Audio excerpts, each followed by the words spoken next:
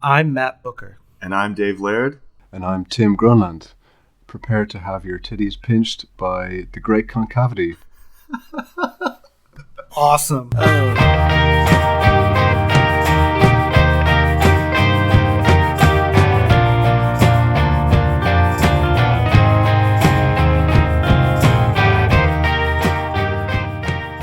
Yes, that did catch me off guard, Tim. That's awesome. Yeah, it's a little risque, but I figure if people have read The Pale King, that's what we're going to talk about. They'll get it. Very thematic. That's awesome. Yeah. It's either that or have your shoes squeezed. He's always talking about squeezing my shoes. Yeah, I wrote down a few of them earlier, and I thought, titty pinching is a little bit funnier, maybe. So something about turd naggles, maybe. Yes, that would have been Just good. Actually, go for it. Lee Constantino would have got a smile out of that. Yeah. So our guest today, obviously Tim Groenland, who's joining us on the call today from Dublin. Are you in Dublin, Tim? I am in Dublin. Yes, I'm at my apartment in Dublin. He is joining us on the phone from Dublin. So this is our first international guest. Although, except for me, I'm an international guest every week. Well, that doesn't really count in the future, where we're all one organization of North American nations. Yeah, ONAN, of course. Well, first transatlantic, maybe. Yeah. I guess everyone is a foreign country if you're in the right perspective. Yeah. Tim, welcome to the show, man. Thanks so much for coming on. Pleasure to be here. You and Matt met each other a couple years ago at the first Wallace conference in Illinois. Yeah, we had a brief chat there. It was a pretty intense day. It was all one day the first year, so it was quite intense that year. Right. So I had lots of short conversations. I didn't really get to know a lot of people as well as I would have liked to. But right, yeah. And then in contrast to that, you and I met in Paris at the Infinite Wallace conference last year in September, and that was 3 days, and everyone got to hear everyone's talk all in one room, and there was insane delicacies of champagne and food and evenings out and all kinds of things like that. So that was leisurely. Yeah, it was strolling around the Paris sunshine. Yeah, it was very decadent. Yeah. Cool. So we got a chance to hang out quite a bit over those few days and talk Wallace. So we thought you would be a fantastic addition to the concavity roster. So right. Thanks for coming on. Thank you, yeah. Now, Tim, at that first conference, can you remind us what your paper was on that you presented there in 2014? Was it on the Pale King? Yeah. It was on the Pale King. I can't really remember the title, but I can remember the gist of it. Which has sort of been a main thread throughout my PhD that I just submitted a couple of months ago.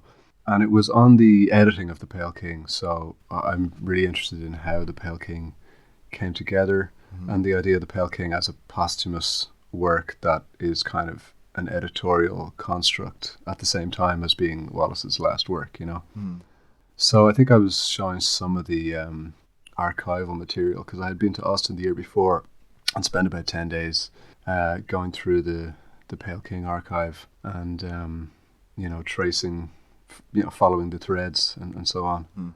Let me put out a plug right here to anyone who's thinking about coming to Austin and visiting the archives, is that I will be disappointed if you don't reach out to me to at least meet up and have a beer while you're here. So, Tim, you got to come back is what I'm saying. Yeah. Come back to the archives. Bring some Irish stout with you. Maybe they will get new papers. You never know what, maybe they'll get a new edition and you'll have to come and check that out so you can come back. Yeah, they seem to acquire a lot of stuff there, so I'm sure I can find an excuse. Yeah. I could have done with a drinking buddy after those kind of 8 or 9 hour sessions. Just I bet it gets quite intense. Right? Yeah, it gets quite intense because you have this panic of you've only got a few days in there, and there's this amazing wealth of boxes and boxes. there's choice fatigue. Where do I start? How do I navigate through all this stuff? Yeah, I mean, there's 40 something boxes, I think, of manuscripts there, and then all the books and the little brown papers. And are they still in the original duffel bags? Okay. No. Yeah, I know. I'm just kidding. the thing about it too is when the archive first opened in 2010, 2011, you couldn't take photos. Yeah. Right. So now, luckily, they allow you to take photos of pages for personal use, which that to me seems like a mission. If you have a limited amount of time, you're just in there photographing almost everything you can, in my experience. Yeah, and that's more important than actually like sitting down with the documents and doing deep research, because you can do that later if you're photographing it. Yeah, no, I was just snapping away once I realized that was possible. I mean, I would have probably just gone into meltdown if I hadn't been able to do that, you know. Yeah. I came home. I had thousands of JPEGs that I'm just slowly going through. Oh my gosh. And it's only then you start to really realize what's important or what's relevant to what you want to talk about, you know. Right. Yeah. So your paper at the Paris conference last year, I remember the title because I thought it was really clever. It's called "The Death of the Auteur." Oh yeah. As in like the filmmaker. And so what was it? Tell us a bit about a little snapshot of that talk. So you're talking about James Incandenza's films, The Auteur. Yeah, it was about Wallace's sort of engagement with, mainly with Roland Barthes, but also with French deconstructionism in general, and with the whole idea of the death of the author, which was such a big deal throughout, the 70s and 80s, really. Yeah. And this idea, I think you see this idea coming back in Infinite Jest, and there are kind of really interesting ways that links back to some essays that Wallace wrote beforehand. And I think I was using some archival material there as well. The cinema book is really one of the most interesting things in the archive. I think you can really see that he used this for film research for Infinite Jest. And there are passages in there that are just full of underlinings and comments about deconstructionism and about French New Wave cinema and all that kind of thing. So. Yeah. But your PhD, though, is partly about Raymond Carver and Gordon Lish, too. Is that correct? Yeah, it's kind of, it's half and half, really. It's basically taking two situations or two editor-author relationships that, for different reasons, are very interesting. And they're totally different. I mean, Carver and Lish is a totally different relationship to Wallace and Michael Peach, but still some similarities, though, right? Some similarities, I think. Yeah, in some ways, yeah, because you just see the really interesting role that a commercial editor has to play, which is loads of roles, really. It's acquiring a writer, having this really intense, often pretty personal relationship with them, and then figuring out how to market their writing and how to actually present that as a thing in the world, and trying to navigate between those two things. Yeah, it's pretty interesting. Well, I remember that you and I emailed after the conference a little bit about this very topic, because I am also very interested in, especially the way the Pale King was constructed sort of after the fact. I think it's a unique case study, unlike Lish and Carver, where Carver died in 1988, and 10 years after his death was a piece in the New York Times Magazine, a cover story about their relationship, written by none other than D.T. Max. Yeah.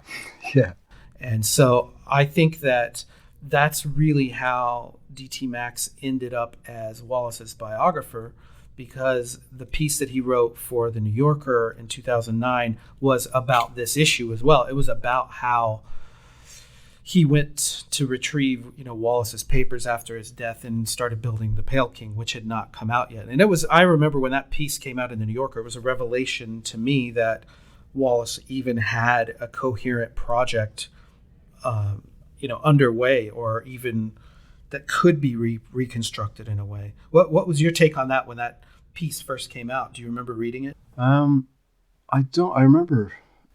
I think my supervisor kind of pointed me towards this and said, that the Pale King, that there was this really interesting editorial story behind it. And yeah, I was amazed when I found out how much, I suppose just the introduction to the Pale King, even when I read that, it's pretty amazing to realize that, you're holding this book in your hand, but where this actually came from is this really complicated multiple year project spanning all this different media and different ideas. I mean, it might be several different mini projects in a way. The Pale King, it kind of mutated as it went along. The long thing. The long thing, yeah, and it's it's a long thing, but it's also lots of little things in a way. I mean, I Yeah. went to a conference in July in Bristol called The Short Things, and it was all about the short fiction.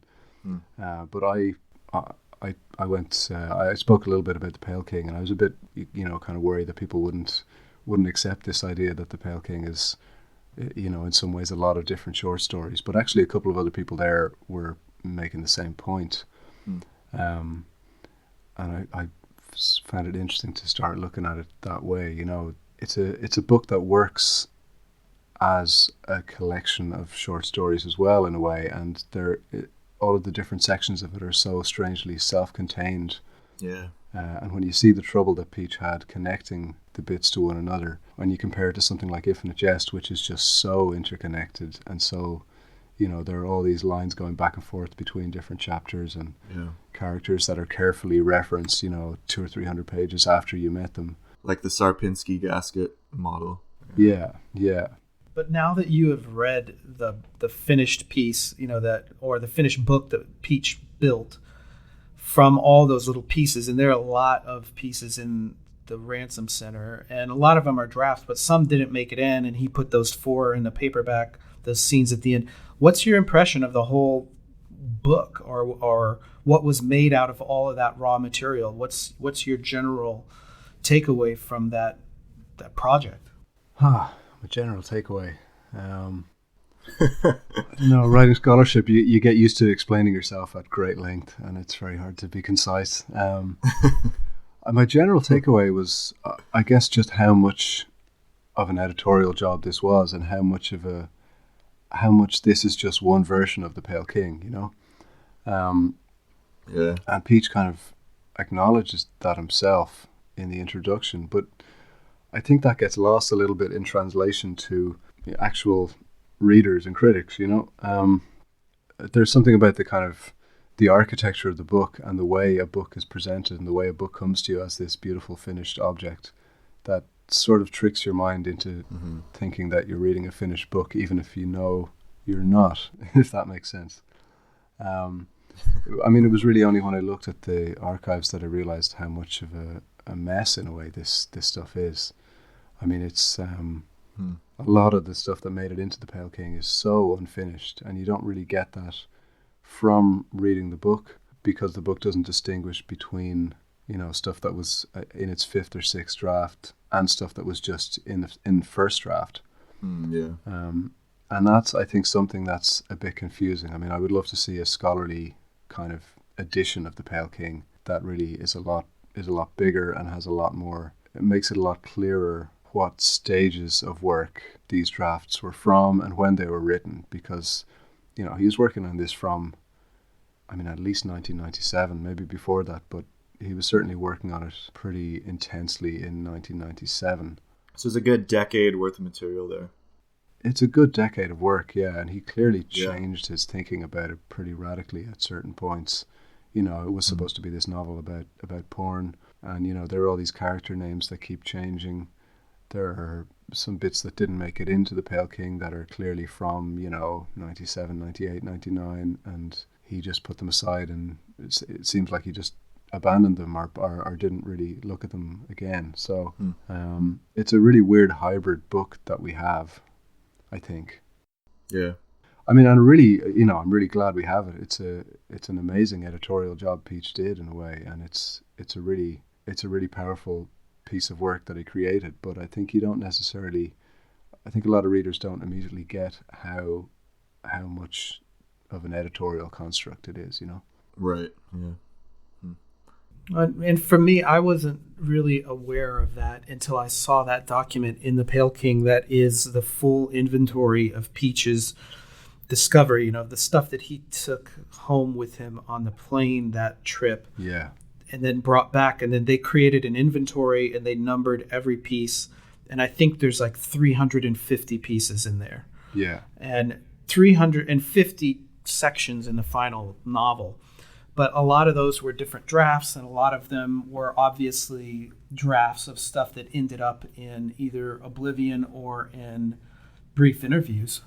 So to me, there was it was a huge task to take 350 pieces of fiction and try to make a coherent novel out of that.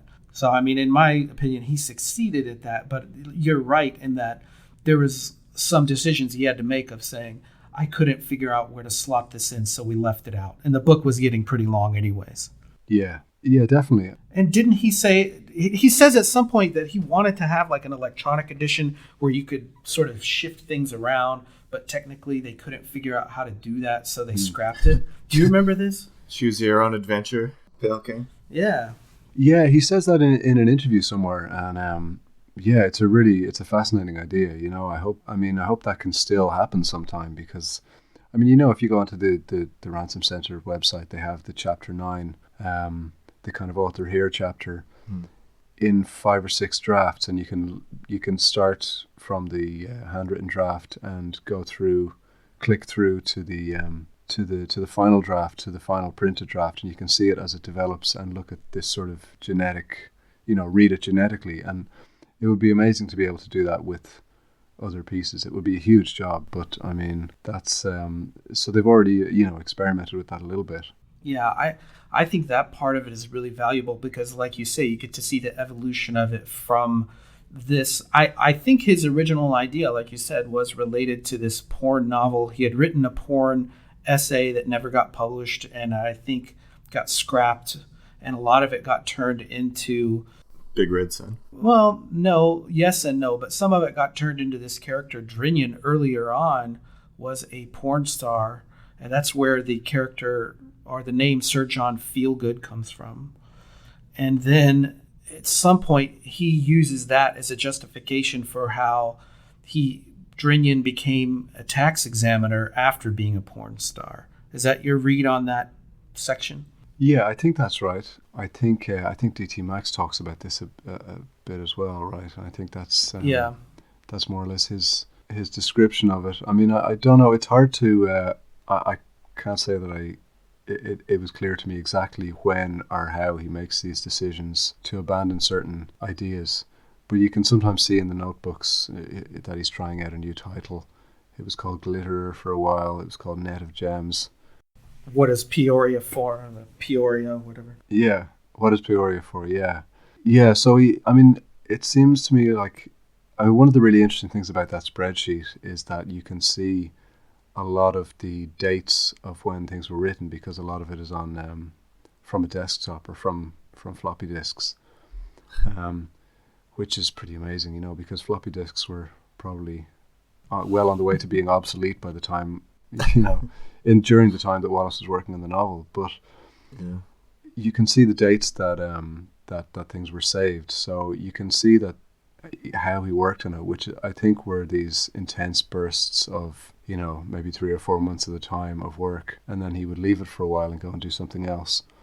So, you know, that's, I think, part of why it feels so fragmented and why he hadn't joined the dots himself yet. Well, and you can sort of see he feels this pressure to do something original or unique structure-wise, not just, you know, writing in a new mode or voice or subject matter, but also structure-wise. And I have just the other day listened to this audiobook of Both Flesh and Knot, which includes The Empty Plenum, his essay on David Markson. And in there, he talks a lot about the structure of the novel and how it has this sort of circular structure. And I think that he also mentions in several notes of Pale King, he wanted to have like a tornadic structure.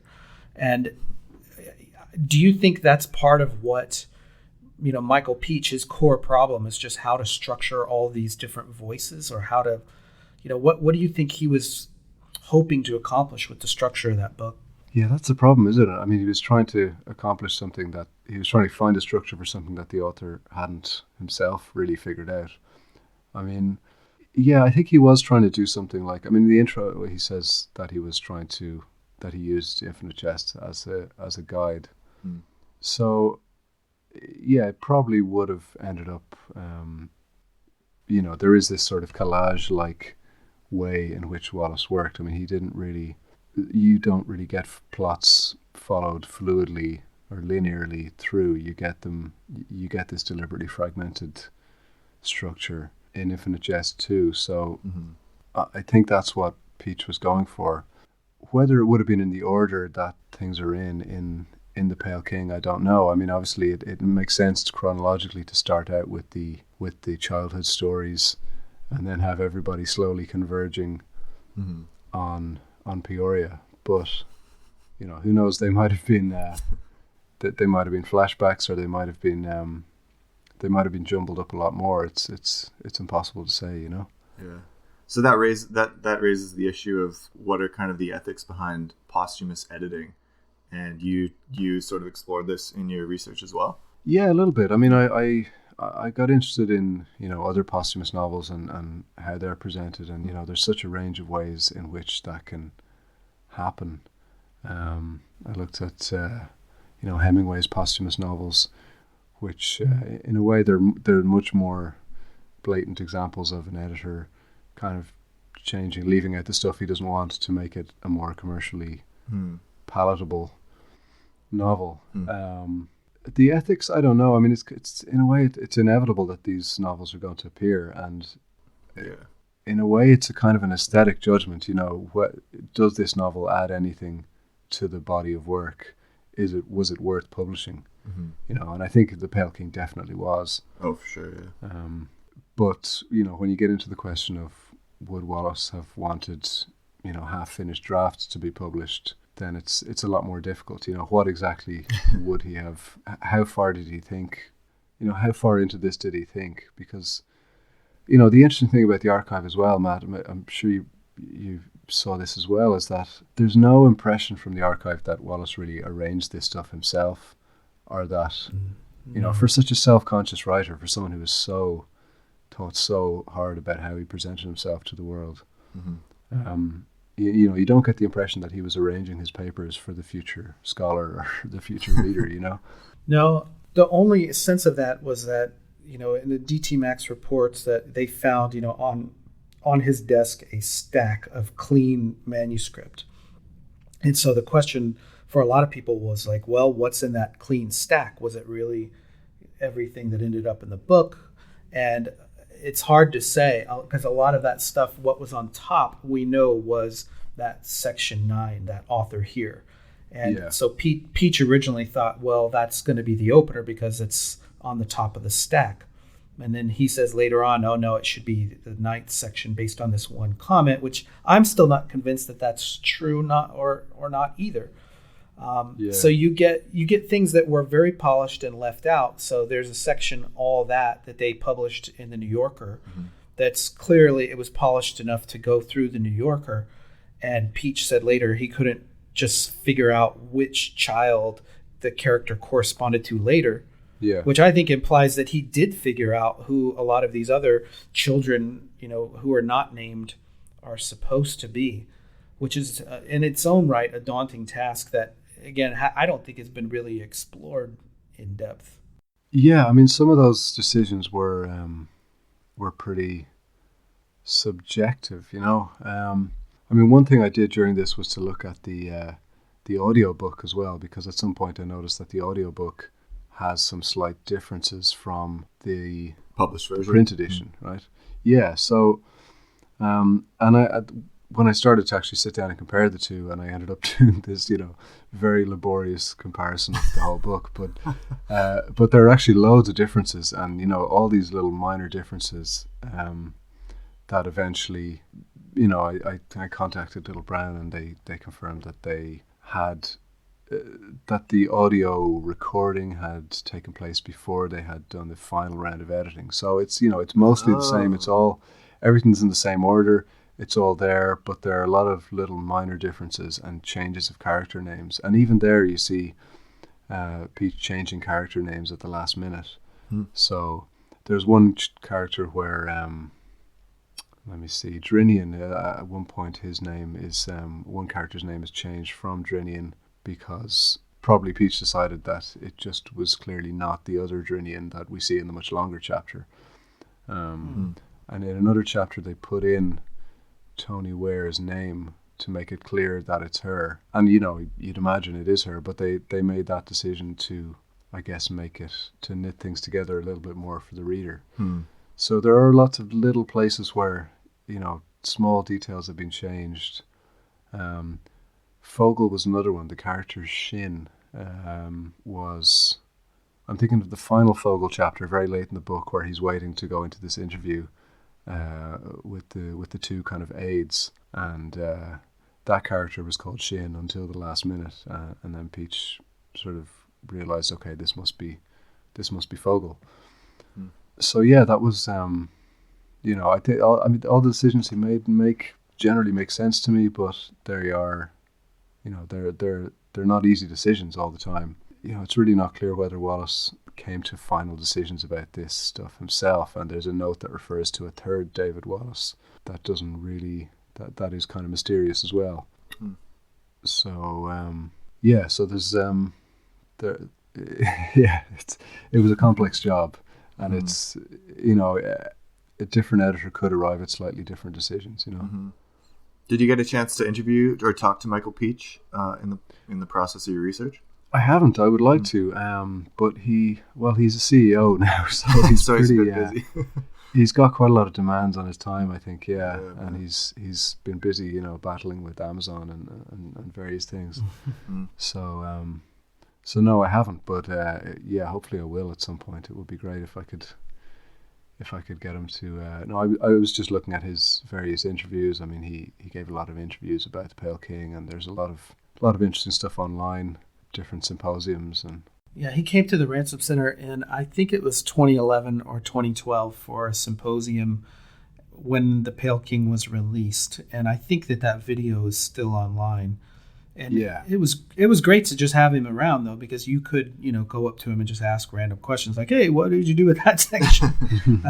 And kind of off the record stuff. But one thing I was really taken with watching him, at one point he interviewed some other people in the symposium, and the guy is just an incredible interviewer as well, which I thought spoke well to his abilities as an editor to be able to communicate with authors and ask them the right questions and have this really sense of ease and comfort around, other people's writing is really phenomenal to watch in action. Because some editors are pretty quiet and closed off, but he's not at all. Yeah, he does. He comes across as very, very personable. I mean, I looked a little bit at the correspondence for Infinite Jest as well, and the editing job he did on that is very impressive in lots of different ways, because you can see at some point, I mean, he starts off arguing with Wallace about the length and sort of saying, well, I don't want this to be a $30 book, and I don't want it to be, 1,300 pages. And that's pretty much what it ended up being. He at some point, he obviously stepped back a little bit and accepted, well, this is what this book is. And he somehow turned that into a selling point, which, he's very obviously a guy who can handle the commercial side of things and speak to the commercial people as well as to the authors, and I guess that's a pretty rare combination. Maybe someday we'll see a biography of Michael Peach. Yeah, maybe by DT Max. No. So now that you're done with your PhD, or submitted it at least, do you foresee continuing to work on Wallace or the Pale King, or are you exploring new avenues, or what sort of stage are you at right now? I'm in this kind of limbo stage post PhD.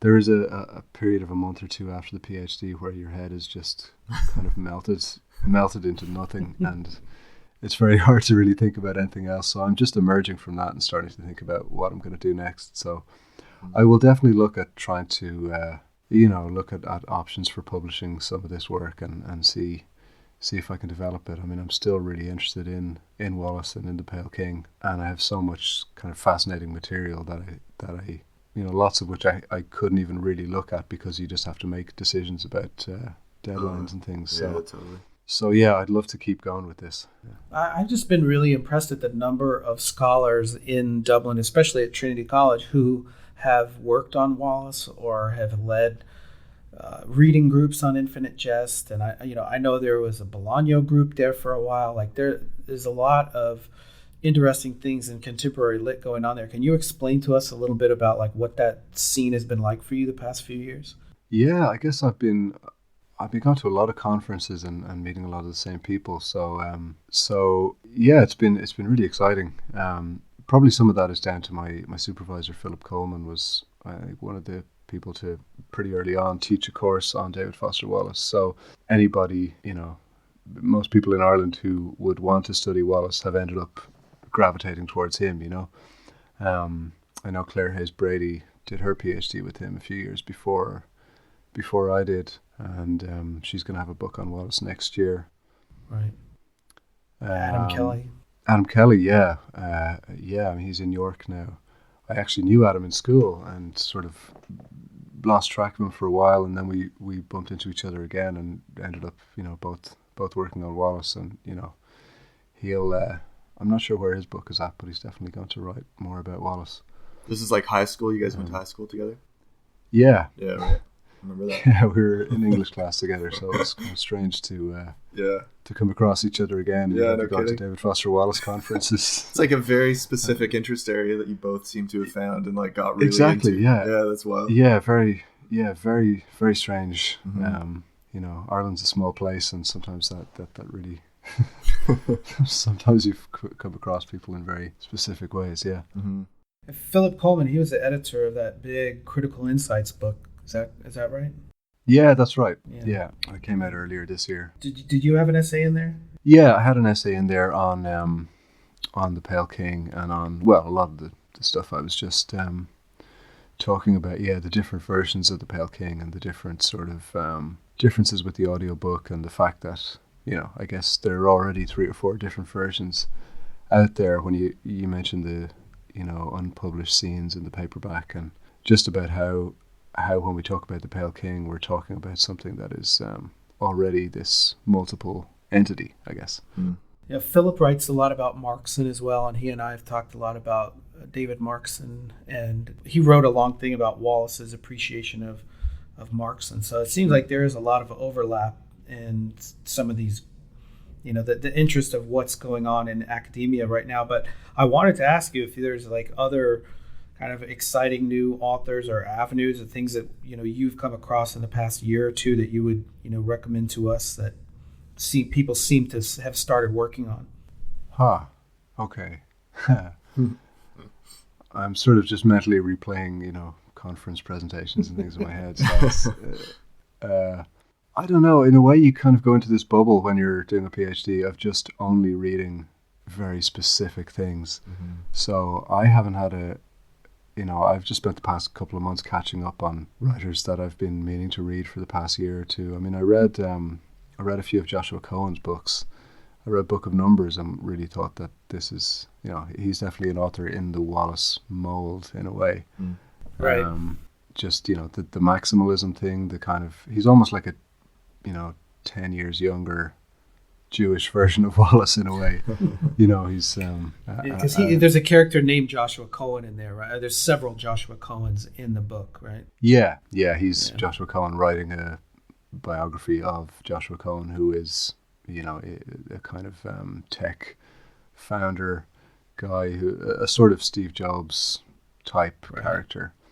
What about Paul Murray? Have you read Skippy Dies or any of the Paul Murray? Yeah, I love Skippy Dies. I have his new one, The Mark and the Void, sitting on top of my pile of books. It's going to be the next one I read over Christmas. But, hey, I'm a mind reader. Look at that. Yeah, no, he's definitely. When I read Skippy Dies, I definitely thought, okay, I can see some of like an Infinite Jest influence here. Yeah, I love that book. It's great. It really captured a lot of Irish school experience, and really. And I felt like that. Well, like if you went to a private tennis academy, you might feel that way about Infinite Jest, and that's sort of like the Irish boys' school version of ETA there. Yeah, definitely. I like the sense of humor as well he has. It's a very kind of offbeat, slightly absurd sense of humor. So yeah, I would definitely recommend that book. Yeah, I wish I had read the new book before this, but I can't say a whole lot about that. Neither could I. I'm just always trying to ask people who I like their taste. I'm always trying to get their recommendations and what they're looking for. So that's a kind of go-to question for me. Yeah. But I also wanted to ask you about the academic scene in the UK and Ireland in general seems slightly different to me. So I'm definitely interested in, what the procedures are for, people who want to study Wallace. What would you recommend if there is a young and up and coming scholar? What would you recommend that they do if they're in the UK or Ireland? I'd say, get in touch with. I mean, that's the first thing. One of the first things you should do is, well, I suppose before that, get some ideas together, but also, start going to conferences and start finding out who can help you. Who to talk to in person about this. Mm-hmm. The main thing I would do is read what's been written so far, which is getting to be a bigger job all the time. There's so much academic work. Oh yeah, coming out on Wallace. Yeah, it's getting intimidating. But because of that, it's kind of prerequisite of academic work that you're doing something that no one else has quite done before, and that in a way can be difficult with Wallace. I mean, there's so much there to write about, but there are already a lot of themes and kind of links there that have been really well explored. Heavily well explored. Yeah. Mm-hmm. Wallace's relationship to philosophy and his irony and sincerity, and his relationship to postmodernism and all that stuff. Well, is that what drew you to the Pale King? Is partly that it had less traffic than Infinite Jest? Yeah, definitely. Yeah, because it hadn't really been written about yet, and because it was just because it had this whole other thing going on, the whole editing thing. I mean, I was already interested in that, as I mentioned. I was already writing about Carver and Lish, and I really felt like I wasn't aware of anyone quite looking at it from this angle and really following, what the editor had done, and comparing it to other unfinished novels and this kind of thing. How do you rate the writing in it? I mean, I tell people sometimes that if they haven't read The Pale King yet, that they should, because I think it contains some of Wallace's best writing. Specifically, the Fogel section, I think, is just the highlight of the book for me. But yeah, that's amazing. What do you say to people who haven't read the book yet, or have put it off, or think that it's a minor work or something because it was not really constructed by Wallace? I'd say it's definitely not a minor work, but it is a kind of complicated, messy work, and I can see why that would put people off. I think, in a way, it's a great one to dip in and out of, or a great one to just read short sections of. Those childhood stories, several of them are just some of the best things that Wallace has written, I think. The Tony Ware story, the Lane Dean story, those are such beautiful self-contained stories that I think are just exemplary of what Wallace could do. And in a lot of ways, Wallace worked best in short bursts, I think. You think of Infinite Jest, and it's this enormous collage of lots of amazing short pieces, vignettes, kind of. Vignettes. He was a master of the vignette, and occasionally of this extended Oblivion style story, which the Fogel chapter is maybe along those lines a little bit. So yeah, I would say dive in. I would say if you can get hold of a copy, or dip into it and try it. It's in a way it's easier than Infinite Jest, because you don't have that demand of having to kind of flip back and forth and try and keep the whole thing in your head. I mean, tennis match. If you can adjust your expectations to the fact that it's not going to be wrapped up, and it's not going to be. Yeah, and in that way, Pale King feels postmodern in the sense of like you're probably not going to get a really clean ending that's like as satisfying as traditional earlier novels. And to me, it almost feels kind of like Infinite Jest in that way. Like when you finish Infinite Jest with the Don Gately scene, you're kind of like, what? How is this the ending? Yeah. And like, so it feels kind of like incomplete in that sense. You don't get like a really satisfying spelled out answer of this is what happened, to wrap this stuff all up in a clean way. And the Pale King felt like that to me. And so I felt like that was fine, like, okay, this is what I've come to expect from this kind of fiction and from Wallace specifically. So I didn't find the Pale King to be too off-putting in that way, in that it was, incomplete or whatever. Yeah, I mean, Yeah, totally. It doesn't. It's pretty doubtful whether he would have wrapped things up neatly. Yeah. If he had managed to finish this. I've seen quite a few scholars argue that, this was pretty much, this is not that far from the way he wanted it, and that it would have been very fragmented and deliberately sort of jumbled up and jagged. If he had in its kind of hypothetical final form. Yeah. How long would Pale King be if all the material that was in the office, if it had just gone straight into the book? Would it have been double the length? That's a good question. No, I don't think so. From what I've seen, no. I think Peach was pretty generous in terms of deciding what to include. I don't think there were another 500 pages at all. I certainly didn't see anything close to the length of the Fogel chapter or the kind of happy hour chapter with Drinian and Meredith Rand. So I think what I saw was mostly other vignettes, often just a page long, sometimes 3 or 4 pages. I would say probably all less than 10 pages. So I don't think it would be dramatically longer. Okay. I mean, maybe 50 or 100 pages longer, but that might even be that might be a stretch. Okay, so most of it's there. Might be a stretch. I think most of it's there. Yeah, that's good. That's the impression I. Yeah, because Infinite Jest, there's like another 400 or 500 pages that didn't make it into the final print edition. I'm doubtful about that as well, actually. Oh, are you? Okay. I don't know. Again, maybe Matt, you've looked at this a bit as well, but I think Wallace exaggerated when he was. When he was talking about it. I mean, I went through a few interviews and looked at what he said about it, and in one place he said there were 300 pages cut, another place he says 500, so someone else he says 600. So he did exaggerate. He did kind of he did lay it on a bit thick sometimes in interviews. And I think it's really hard to judge because there's so many different drafts of that book.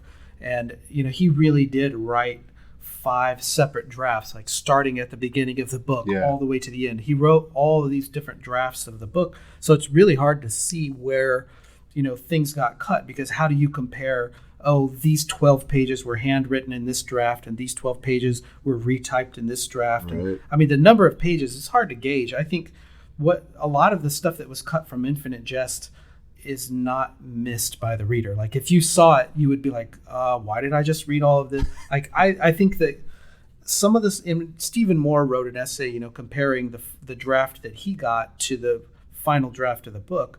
And you can see a lot of the changes are minor stuff. And even in that final draft, there were still typos and problems. And Stephen Moore says that Little Brown will be correcting about 20 different things in the 20th anniversary edition of the book that comes out in February. Oh, yeah. So there's still, like, with a book that long, it's, any writer will tell you that if they had a chance, they would probably polish it and polish it and polish it if given the chance. So it's never really done. I mean, there would be things, if you look back at a chance to help your younger self, would you take it? And Wallace did. In between the hardcover and paperback, he had his sister copy edit the book, and I know that even then there were still a few things that were continuity errors. There were typos and not major stuff, but the project of editing that book is just massive. So the things that were cut, it's pretty well documented. I know David Herring has done some work on the editing of that book, and it's really interesting. But in the end, I think that it's a question about how books are written. Do you want readers to have access to the first draft of every book ever written? Probably not. It's just not interesting in a lot of cases. Right. Yeah. I mean, I guess it depends on how the writer writes. And yeah, I think you're right that the editing of Infinite Jest was, it was like hundreds and hundreds of small cuts rather than any big cuts. I mean, I was half hoping to find, and probably a lot of people have looked in the Infinite Jest manuscripts hoping to find some, mythical lost chapters, that ties the whole thing together or something. But, I don't think there is such a chapter. I didn't see any sign of any, lengthy chapter that got cut. I just saw lots of small, Right. half page, couple of pages here, couple of pages there. A lot of the Marath and Steepley dialogues got sort of condensed. That's probably okay. Through. Yeah, I'm okay with that personally. Yeah. I mean, one thing that I there's a lot of little interesting things in there, like in an early draft, the professional conversationalist scene where Hal is talking to his father. Yeah. That in that scene, the first draft of it, the character is not called Hal, it's called David Foster Wallace. Right. And he's talking to his father named James, and in the book he kept which is his father's real name, and he kept the father's name as James in the final copy of the book, in final edition of the book. And there's another story that he wrote in the late 1980s that was never been republished called Other Math, and in that it's him talking to his grandfather, and I think there are a lot of similarities in that story. So I mean, it's little stuff, like you say. There's not like, oh, here's 500 pages of material. Right. I see no evidence of that. There's no like wedding scene between Don Gately and Joel Van Dyne or anything like that. No, there's no red wedding scene where everyone gets killed off. Yeah. Or like an extended scene of Hal and Gately in the graveyard. No. Which is a very cryptic moment early in Infinite Jest, and then comes back later. And that's like kind of a head scratcher part, Mm-hmm. Well, except for that's where the title of the book comes from. Yeah, yeah. And poor York. Yeah. In the cemetery. Digging up James's head for the cartridge. Yeah. Yes. Well, we're getting close to an hour, Tim. I want to ask you if you have any final thoughts either about the Pale King or about Wallace in general, things that you want to share with our listeners and our podcast. Yeah. Let me just click up on my notes here. I wrote down a couple of things earlier. Nice. Because you were asking me about teaching the Pale King, I taught this. I taught a class in the Pale King last week to two undergraduates, and they had some really interesting questions. Cool. They were really interested in the idea of the archive and, the idea of posthumous work, and a lot of them didn't know how posthumous work gets, who owns the work, I guess, was a big question. Who makes money off it? Who makes money off it? Who decides, what can and can't appear? But also things like, a really interesting thing about the archive is that there's a slow transition into emails, right? And a transition to digital material. That's what my paper was about at the conference, Tim. Okay, wow. Wallace's use of email. And I pretty much pinned it down to whenever he was working on the math book, and he had hired an assistant and needed to correspond with this assistant, and really just broke down in about 2001 and said, okay, I'll start doing email. Okay. But because, there's all these things in Infinite Jest and with Harper's of him faxing in edits. He was the king of the late night voicemail, right? Where he would leave a voicemail, like a 40-minute voicemail, with his edits, or he would fax in something. But yeah, the transition to email, that's really interesting because we don't really have a lot of that in scholarly archives, Yeah, it's a new problem, isn't it? It is, and it raises the question, like, do you want someone looking through your email 50 years from now? Yeah, seriously. Yeah. Yeah, it's a really different thing, isn't it?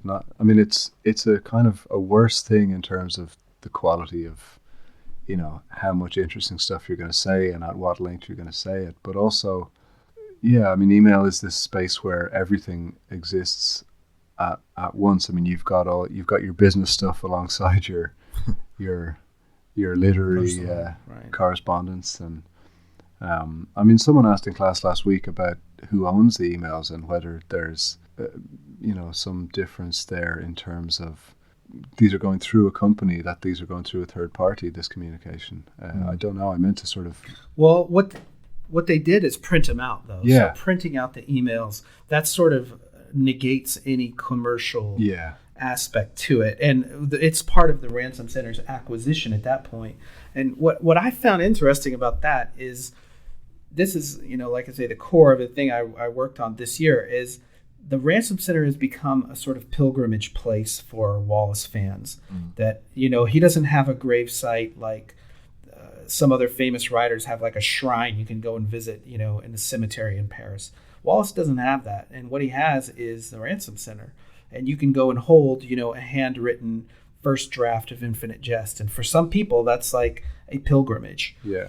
But when you get there, I think it's really bizarre to see a guy at a table holding a printout of an email. Yeah. and that's some sort of treasured object or important thing. Really, you could, technologically speaking, just put all of that stuff into a text file and have on your desktop, and it would be a very small file. So to me, it's not like going there. Next door to me, there was someone at the table adjacent to me with, a manuscript from the 1500s that was printed on sheepskin.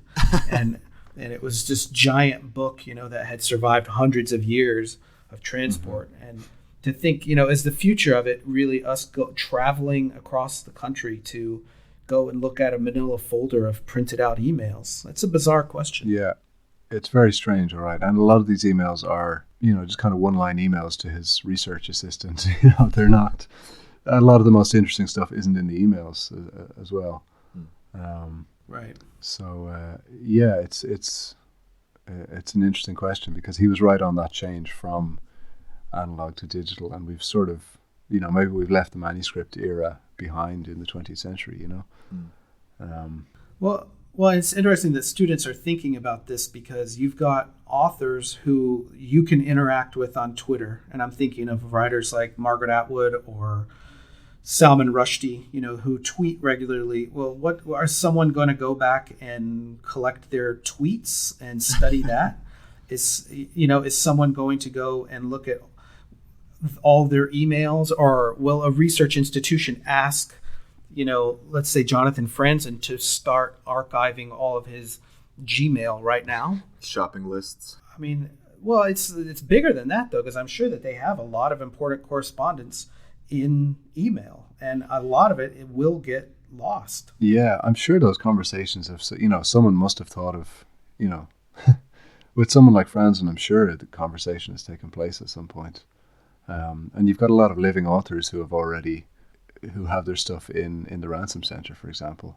So, I mean, all of DeLillo's stuff is there. I don't know if DeLillo uses email. I have no idea what.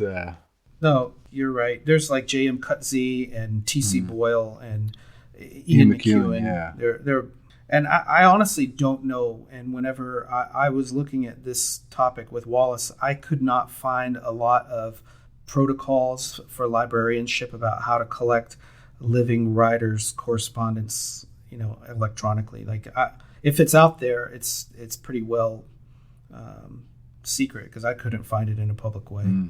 Okay, that's so. Yeah, you're more confident than I am about it, because you would think surely this has been figured out, but I'm not as sure that there's a standardized way to do it, and it raises an interesting problem, because Wallace is sort of one of the last, who started his career before the digital era. Yeah, and even when he gets even when he starts using computers, he is still sort of using it as a typewriter in a way. He's printing out his drafts and then correcting them by hand. Yeah. So he's still sort of treating the computer printout as a typescript. He's not doing all his editing in. He's not leveraging the technology. No. Well, he says that he did none. He literally treated it like a typewriter, like you're saying. He did no like messing around with editing really at all in it. And if he had, we wouldn't have a lot of this stuff. The archive would look a whole lot smaller. Yeah. No, you're right. Are there any future interest areas coming out of the archive that you think are exciting, possible things to explore, Tim? Well, I've started seeing a few pieces on the books, on his annotations, and there's right. A lot of interesting stuff there to see in terms of how Wallace interacted with his own books. I mean, he was a really fierce annotator, right? I think, and the notebooks as well. I mean, I haven't seen anything specifically on the notebooks, but I had never sat and looked at a writer's notebook before, and it's a pretty interesting experience. Yeah. Does it feel kind of voyeuristic? It does a little bit, yeah, because I mean, that this is really the very beginning, the germinal stage of the writing. This is not something he really would have ever. It's hard to imagine he would have wanted to display his notebooks with that are full of smiley face stickers and pieces that he's literally cut and pasted out of magazines, for plot ideas and stuff like that. So, but I'm sure there'll be something. I'm sure there's interesting things to be written about those. Yeah, there's so much in there. I mean, I think people are just scratching the surface. Yeah, like I said, the 40 boxes of stuff. I know Stephen Byrne is working on like a volume of letters, I think. Yeah, he presented about that at the conference in May. And so I'm sure he'd have some interesting things to say about, getting hold of people's emails and stuff like that, because I'm sure that's part of the, what he needs to deal with is to talk to people who are still living and might have been emailing Wallace, or might have emails that Wallace wrote. So yeah. I think because of the way he died, there are a lot of people who don't want to share their personal letters with anyone, and that have letters from Wallace, and they still just consider it too personal and too raw. Yeah. And I think that we're just never going to see some, and I think some maybe will come out, in decades from now. But yeah, I think that's extremely fair. Yeah.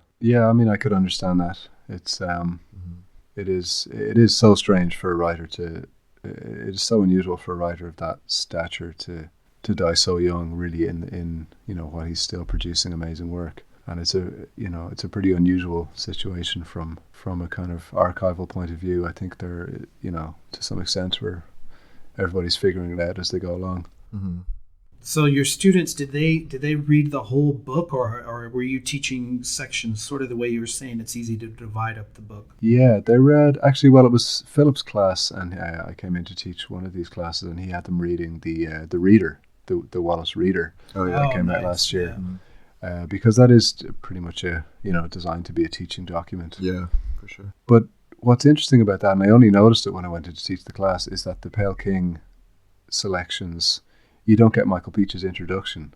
So actually, if you come to the Pale King through the Reader, you don't know any of this essential information of how the context, how the book came together. And I think it's really an essential document, that introduction. It tells you so much about the problems of putting all this together. But Tim, what do you make of the Pulitzer Prize decision to not award prize in 2012, with Pale King being one of the finalists? I think they probably should have given it to him. Yeah.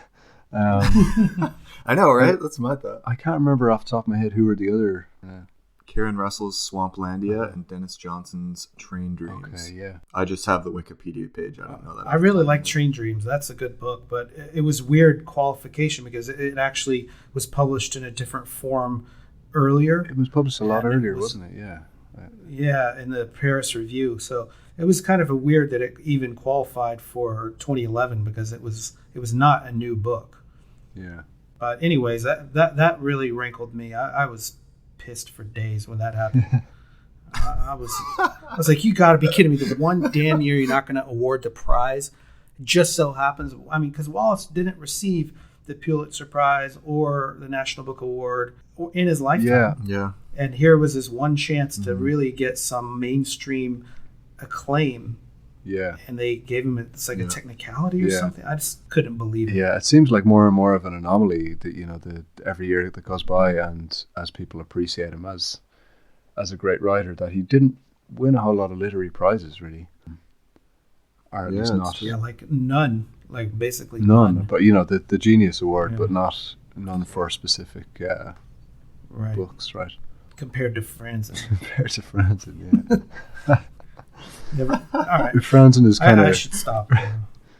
Franzen's kind of the sort of villain in the background of every Wallace conference you go to, isn't it? There's a sort of unspoken. I know. Unspoken resentment of Franzen lurking in the background. Yeah.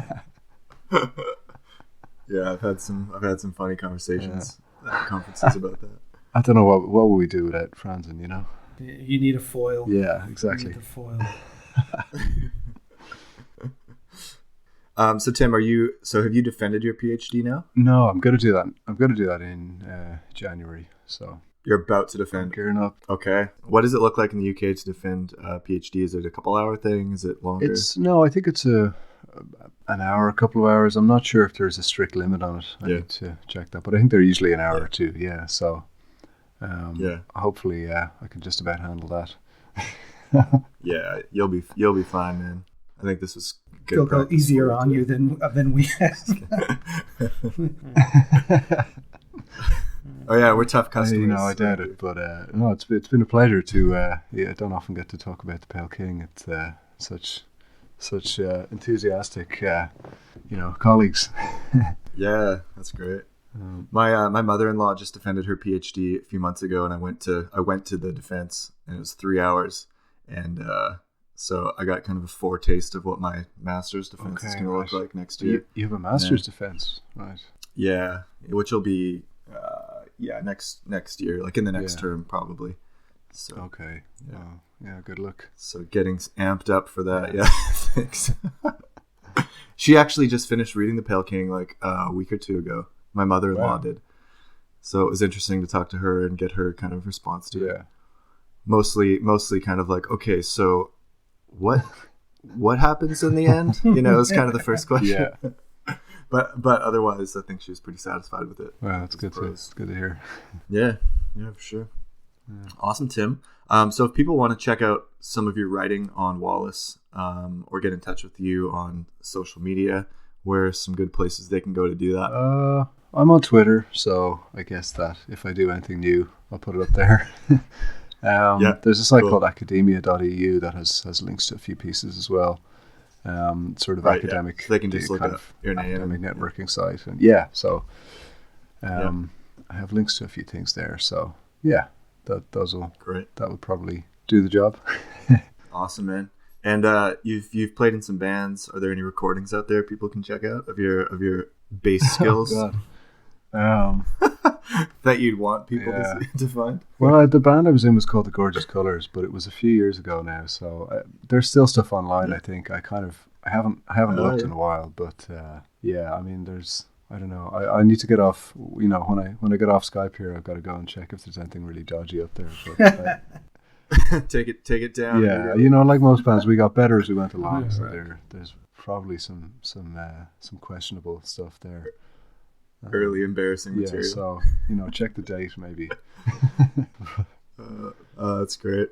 Well, Tim, thank you so much for coming on and talking to us here on episode 5. Oh, it's a pleasure. Thanks, Dave and Matt. It was a pleasure to be the first kind of transatlantic guest on the Concavity.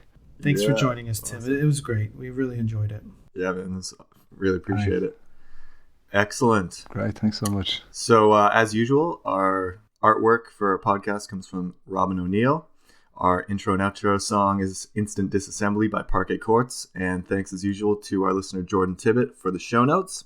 Concavity, we are on Twitter and Instagram at Concavity Show. And if you want to get in touch with us by email, we are concavityshow@gmail.com. And if you feel like leaving an iTunes review so that more people can hear and find out about the show through iTunes, we would wildly appreciate that. Thanks again, Tim, and thanks for listening.